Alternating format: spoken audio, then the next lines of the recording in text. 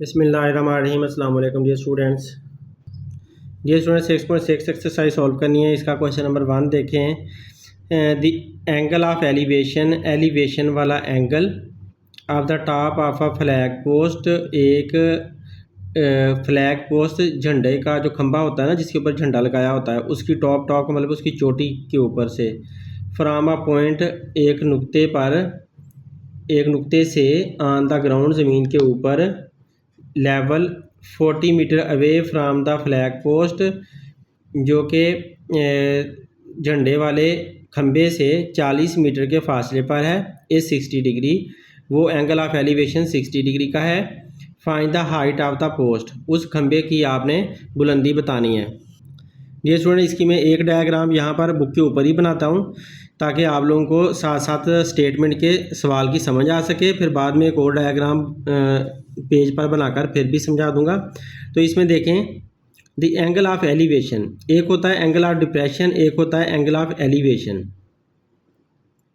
तो यहाँ पर अगर एक लाइन लगी हुई है और यहाँ पे मैं अगर अपनी आँख रख लेता हूँ, तो इस तरह से अगर हम यहाँ पर ये आँख बना लेते हैं, फॉर एग्जांपल ये हमारी आँख है, तो आँख से अगर हम इस तरफ ऊपर की तरफ देखते हैं तो यहाँ पर एंगल ऑफ एलिवेशन होता है।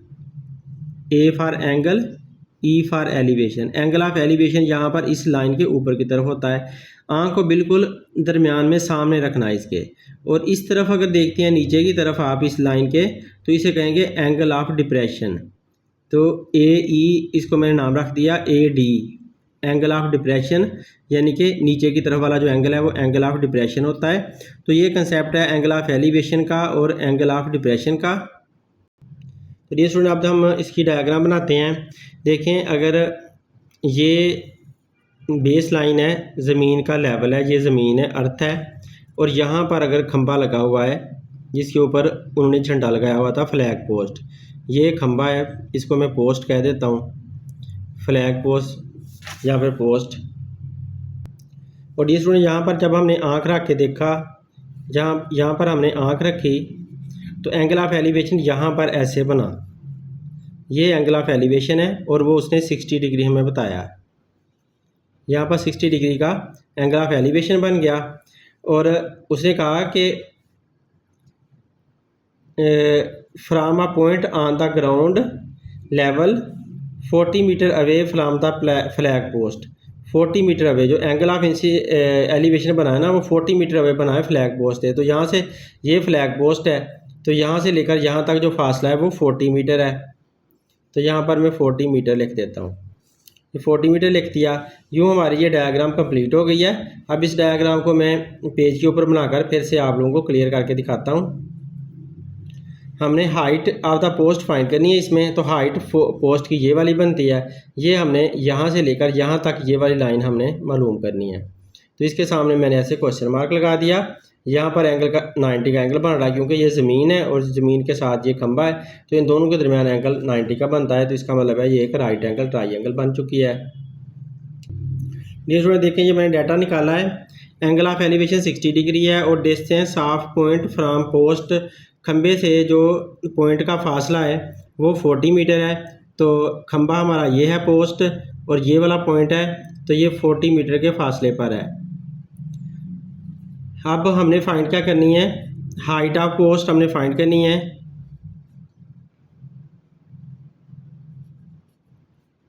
हाइट ऑफ पोस्ट, खंबे की कितनी बुलंदी होगी वो हमने मालूम करनी है। अगर मैं इसको ए बी सी ट्राइंगल बना देता हूँ, ए बी सी, तो बी के ऊपर मेरा 90 का एंगल है और बी सी हमने फाइंड करना है कि ये जो हाइट है ये हमने फाइंड करनी है। इसको मैं यहाँ पर क्वेश्चन मार्क लगा देता हूँ। अब देखिए, हमारे पास अगर ये 90 का एंगल, ये अगर 60 डिग्री का एंगल है, ये 90 का एंगल है, तो 90 के एंगल के सामने हमेशा हाइपोटेन्यूज होता है, और जो एंगल हमें दिया हुआ होता है उसके सामने वाले को परपेंडिकुलर कहा जाता है। तो यहाँ से लेकर यहाँ तक जो लेंथ है ये परपेंडिकुलर बनती है, इसको हम पी कह देते हैं। तो ये अल्टीमेटली बेस बन जाएगा। तो 40 यहाँ पर बेस बन गई बी, यहाँ पर इसको हम बी लिख देते हैं, बेस। अब आपने क्योंकि परपेंडिकुलर फाइंड करना है, तो बेस और परपेंडिकुलर का ताल्लुक कौन बताता है, टैन थीटा बताता है। तो हम टैन थीटा वाली रेशियो यूज़ कर लेते हैं। तो यहाँ पर हम लिख देते हैं tan theta is equal to tan theta किसके बराबर होता है? परपेंडिकुलर ओवर बेस के बराबर होता है, परपेंडिकुलर ओवर बेस। तो ये मैंने फार्मूला लगा दिया। अब इसको सोल्व कर लेते हैं। तो tan थीटा यहाँ पर कितना है? 60 डिग्री, और परपेंडिकुलर क्या है वो हमने फाइंड करना है, यानी कि वो BC है, BC है, उसे हमने फाइंड करना है। और बेस क्या है? AB, वो है 40। ये 40 हमने इसकी जगह पर लिख दिया। अब आप इसको फर्दर सोल्व करो। तो क्योंकि हमने BC फाइंड करना है तो BC को आप इधर ही रहने दें, और tan 60 डिग्री मल्टीप्लाई बाय, ये 40 इधर डिवाइड हो रहा था, इधर आकर मल्टीप्लाई हो जाएगा, यहाँ पर मल्टीप्लाई का साइन लगा दिया। अब इनको मल्टीप्लाई करो, tan 60 निकाल लें। ये कैलकुलेटर से भी आप लोग निकाल सकते हैं, और मैंने टेबल बनाने का तरीका बताया हुआ है कि टेबल आप लोगों ने कैसे निकालना है, तो टेबल से भी आप लोग निकाल सकते हैं। तो बहरहाल कैलकुलेटर से निकाल कर दिखाता हूँ।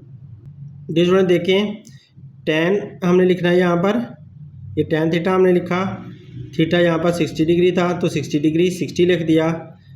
ये 1.73 इसका आंसर आया। तो यहाँ पर हम लिख देते हैं 1.73 multiply by 40 is equal to BC। अब इसको मल्टीप्लाई करते हैं 40 के साथ, तो मल्टीप्लाई बाय ऐसे ही 40 कर देते हैं, मल्टीप्लाई 40, ये आंसर आया 69.28। तो हमारा आंसर क्या आया?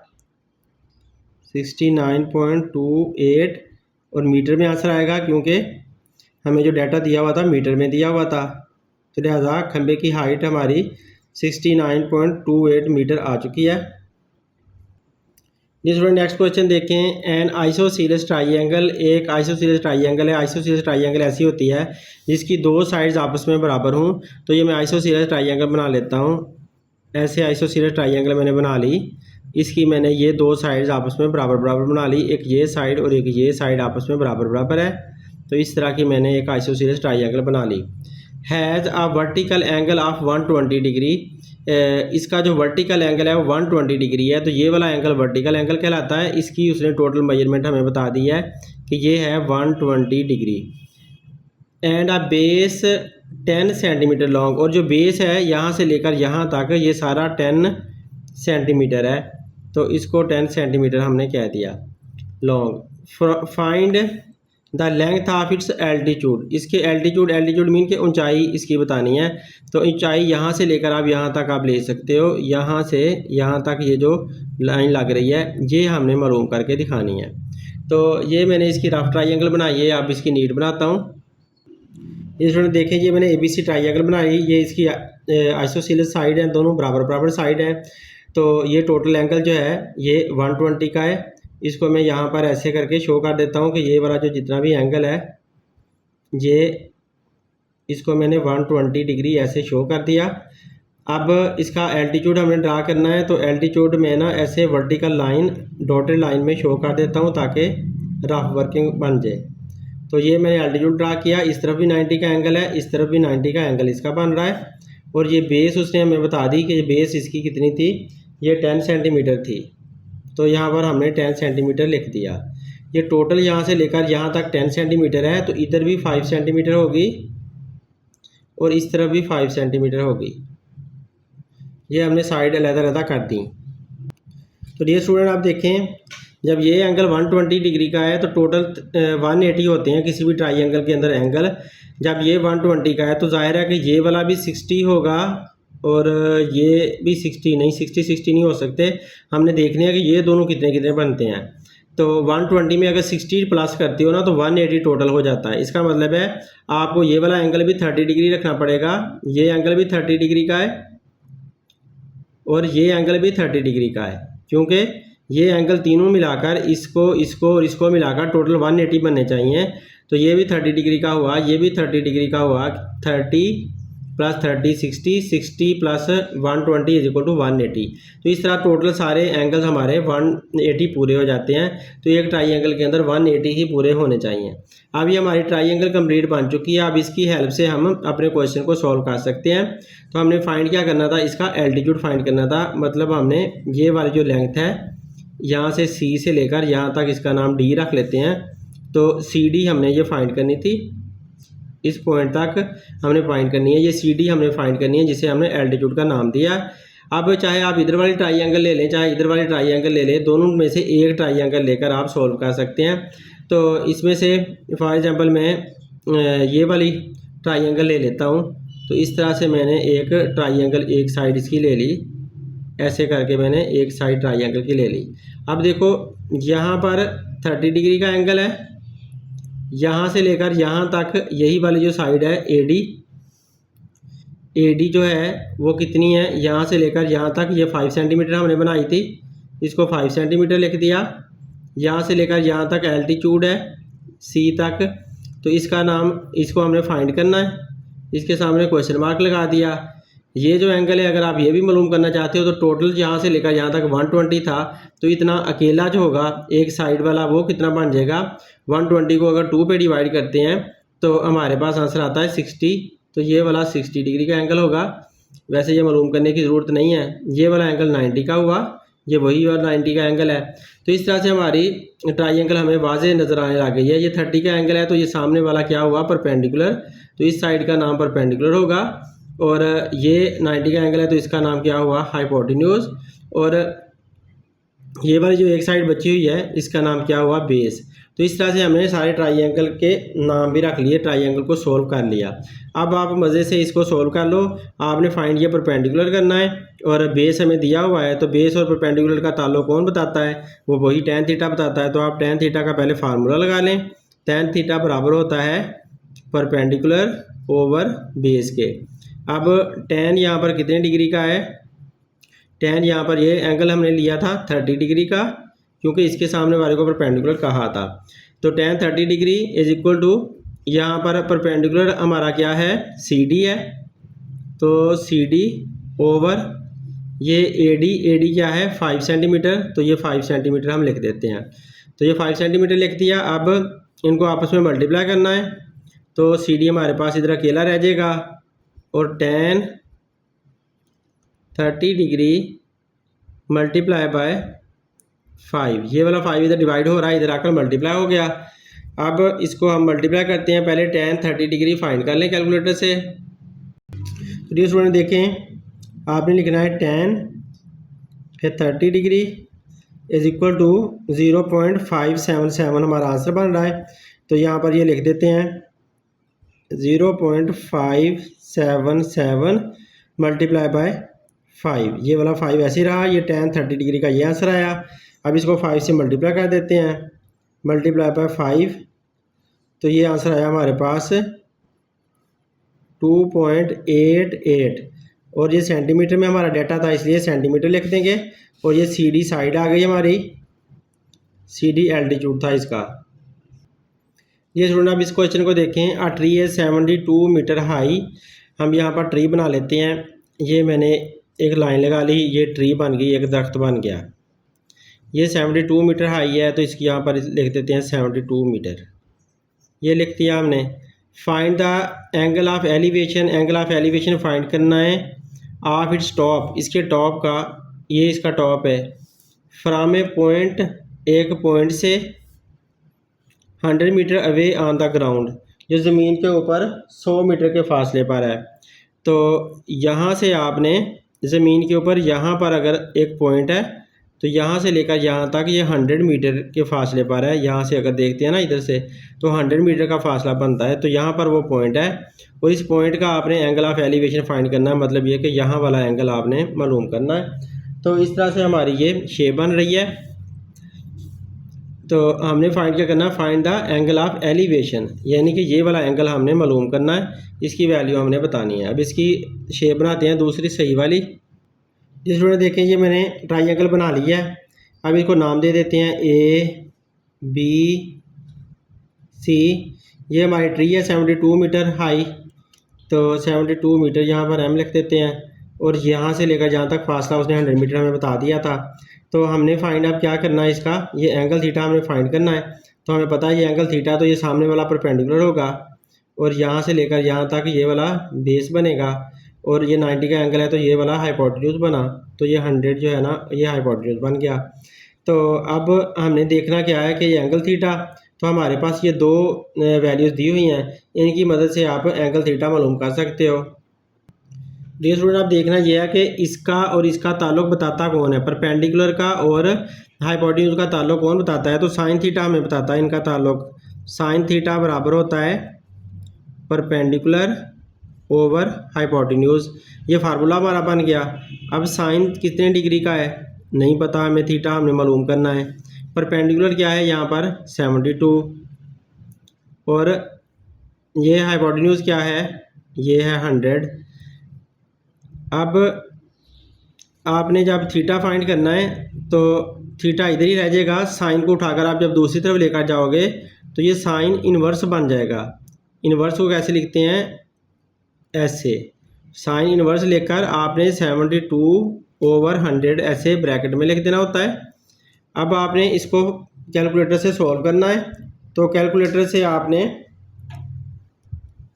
पहले साइन इन्वर्स निकालना है। साइन इन्वर्स कैसे निकालते हैं, शिफ्ट दबाते हैं फिर साइन का बटन दबाते हैं। तो शिफ्ट और साइन का बटन दबाएं तो देखें साइन इन्वर्स ज़ाहिर हो जाता है कैलकुलेटर पे। अब आपने ब्रैकेट बनानी है और ब्रैकेट के अंदर 72 ये डिवाइड का साइन होता है, ये डिवाइड का साइन लगा दिया ओवर 100, ये ब्रैकेट क्लोज। ये आंसर हमारा आ गया 46.054। तो ये स्टूडेंट इसका आंसर आया थीटा 46 डिग्री। ये स्टूडेंट इसको जब बुक के साथ मैच करती है ना तो ये आंसर रॉन्ग है। इसका मतलब है इसकी स्टेटमेंट में कोई प्रॉब्लम है।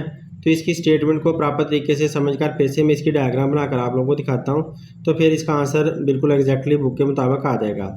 तो इसकी स्टेटमेंट को दोबारा आप पढ़ें। जिस स्टूडेंट इसकी बाहर पढ़ने से स्टेटमेंट यही ऐसा ही लग रहा था, लेकिन देखें इसे आंसर रॉन्ग आता है। इसका मतलब है बुक ने कुछ और कंसीडर किया है। आ ट्री इज 72 मीटर हाइट तो ट्री की ऐसी रहनी है, वो तो 72 मीटर ही रहनी है ऐसे ही।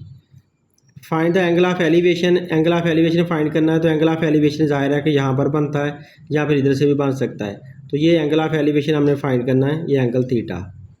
आप इस टॉप, इसके टॉप का फ्रॉम ए पॉइंट, टॉप का मतलब ये है कि ये ट्री का टॉप ये है, यहाँ का आपने एंगल ऑफ एलिवेशन फाइंड करना है यहाँ से। From a point 100 metre away on the ground level, तो ग्राउंड लेवल पे यहाँ से लेकर यहाँ तक जो डिस्टेंस है ना वो 100 मीटर है। तो यहाँ पे यहाँ पे 100 मीटर यहाँ पे आना है। जब आप इधर पे 100 मीटर लिखते हो ना टॉप से, क्योंकि यहाँ पर कंसेप्ट दिया हुआ था ना टॉप का, तो टॉप से जब हम देखते थे ना, टॉप से इसको ये वाला फासला ले रहे थे तो उससे आंसर सही नहीं आता। तो इसका मतलब है ये वाला ग्राउंड लेवल से आप लोगों ने फासला लेना है। तो पॉइंट यहाँ पर है और ग्राउंड लेवल वाला ये जो फासला है इसको 100 मीटर आपने करना है, तो आंसर फिर बिल्कुल सही आ जाता है। डियर स्टूडेंट, इसको हम रॉन्ग लिख देते हैं। इसका मतलब है ये वाली शेप रॉन्ग है और ये इस तरह से स्टेटमेंट सही आंसर नहीं देती। तो हम और शेप बनाते हैं, इसी तरह की शेप बनेगी लेकिन बस फासला नीचे लेना है। तो ये हमने शेप और बना ली। ये एंगल 90 का, यहाँ से लेकर यहाँ तक वही 72 मीटर, ये ट्री है हमारी, और यहाँ से लेकर यहाँ तक जो फासला है वो 100 मीटर है। और ये एंगल थीटा हमने मालूम करना है। ABC हमने ट्राइंगल का नाम रख दिया। अब बी के इसके सामने वही हाइपोटेन्यूज आता है, ये थीटा है तो ये परपेंडिकुलर बनता है और यहाँ से लेकर यहाँ तक बेस बनता है। आप देखें ये एंगल थीटा है, ये दोनों साइड्स हमारे पास गिवन है, तो इसका मतलब है हम tan थीटा लगाएंगे। तो tan थीटा का हम फार्मूला लगा लेते हैं। tan थीटा बराबर होता है परपेंडिकुलर ओवर बेस के। तो अब tan थीटा कितना है हमने फाइंड करना है, थीटा हमने फाइंड करना है और परपेंडिकुलर हमारे पास 72 है और बेस कितना है वो 100 है। तो अब देखें 72/100 हमारे पास बन रहा है। थीटा को अकेला छोड़ दें तो tan दूसरी तरफ चला जाता है, tan इनवर्स 72/100। अब इसका tan का इन्वर्स निकाल कर देखते हैं क्या आंसर आता है। तो डी स्टूडेंट देखें, ये शिफ्ट दबानी है आपने, फिर tan दबाना है, इन्वर्स आ गया, ब्रैकेट के अंदर लिखें 72 ये ए बी ओवर सी जो है ना, ओवर का निशान है, ओवर 100, ब्रैकेट क्लोज कर दी। तो देखें 35.75 ये हमारा आंसर आ चुका है और ये बिल्कुल सही आंसर है, बुक के बराबर है। 35.7 डिग्री ये हमने शो कर दिया और ये बुक का आंसर है। ये स्टूडेंट इस क्वेश्चन की रीडिंग देखें। अ ladder makes an angle of 60 degree. Ladder का मतलब होता है सीढ़ी, तो सीढ़ी हमेशा ऐसे टेढ़ी होती है और वो 60 डिग्री के एंगल बनाती है ज़मीन के साथ। Makes an angle of 60 degree with the ground, ये ज़मीन है हमारी, इसके साथ 60 डिग्री का एंगल बनाती है। तो यहाँ पर 60 डिग्री का एंगल बना दिया इस सीढ़ी ने, ये सीढ़ी है लैडर।